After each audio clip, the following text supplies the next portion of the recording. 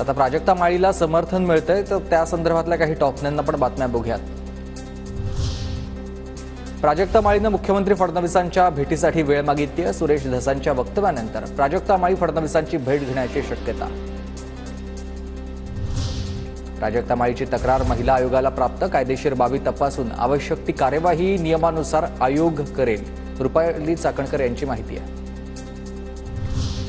सुरेश धस यांनी कुठल्याही महिलेचं नाव घेऊन बोलू नये। प्राजक्ता माळीवरील वक्तव्यानंतर चंद्रकांत पाटील यांनी धस यांना सुनावलंय।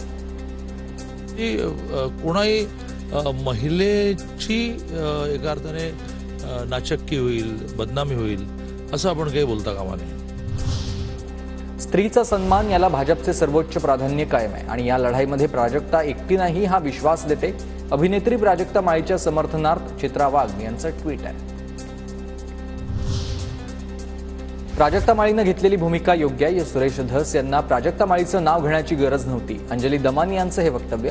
प्राजक्ता माळीची मदत करणार असल्याची ही माहिती।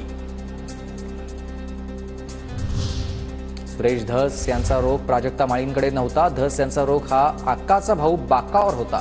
विजय वडेट्टीवार यांचं वक्तव्य। संचा रोग मला वाटतं की प्राजक्ता माळींच्याकडे नव्हता। तिथला जो काही आकाचा भाऊ बाका आहे, वाल्मिक आका, त्याच्यावरचा बाका, त्याचा रोग तिकडे होता। प्राजक्तानं खूप आधीच व्यक्त व्हायला हवं होतं। करुणा मुंडेंनी नाव घेतल्यानंतर त्यावर आवाज उठवायला हवा होता। अभिनेत्री दीपाली सय्यद यांचं वक्तव्य।